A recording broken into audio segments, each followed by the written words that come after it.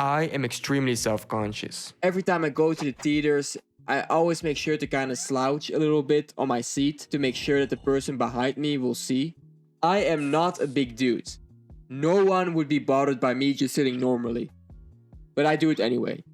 Or when I am at the store, I would never ask where something is to any of the employees because I don't want to bother them.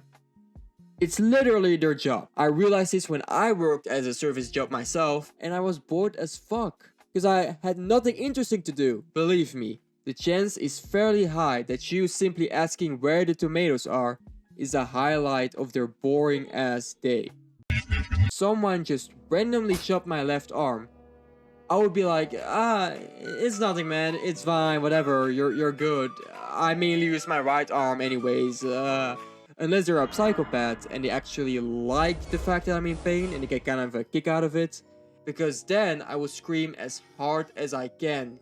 Because I don't know.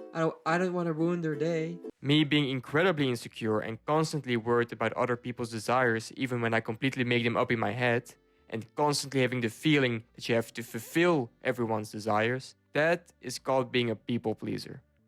But isn't being a people pleaser in general a good thing? Absolutely. Helping little grandpas, that girl you barely know, will 100% fall in love with you if you do favors for her she never asked for. Or paying for a random foreign man that was begging for money to be able to get diapers for his children. And that's for sure something that he's gonna actually buy. Like, What the fuck is a no? Never heard of it. Yes is the only thing we say. Until you realize.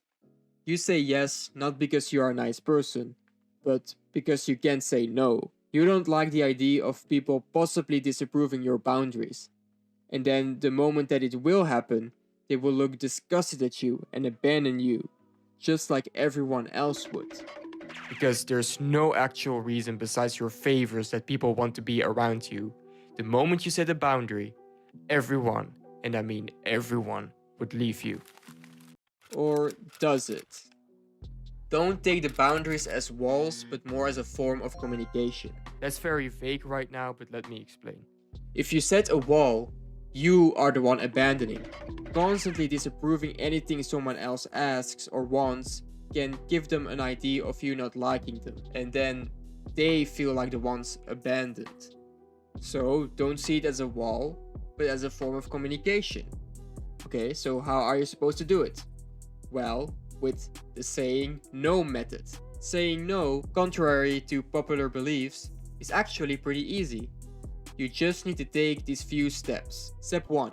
Take a breath. Step 2. Make sure your heart beats at a normal rate. Step 3. Drink water. Stay hydrated. Step 4. Say no. Like, that's just it. Just say no.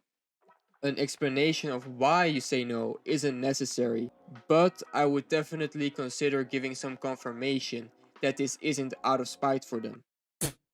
But that doesn't mean you have to start kneeling on the ground, crying while begging to be forgiven for such a horrible act. You don't really have anything to ask forgiveness for, because you haven't done anything wrong. You apologizing for saying no makes it seem like you are the one in the wrong, while you're not. I groomed your dog, and sorry for grooming your dog, is a big difference. And don't get me wrong, people will definitely get offended by it once in a while. But if you say it in a genuinely honest way why you don't want to do it, you're justified. There's a chance that your old people-pleasing habits made people codependent on you, and they do see you as the things you give to them. And then what do? Not much. Do exactly what I told you to do. Set boundaries. And if they don't see you as much worth because of it, they'll probably leave. But that was exactly what I'm afraid of. And that's exactly the problem. People that leave because you didn't deliver what they want from you weren't planning to stick around for a long time in the first place. Even if they were, it wasn't going to be a relationship where you gained anything from. You are just their little slave. It all comes down to the fact that you have a low self-esteem.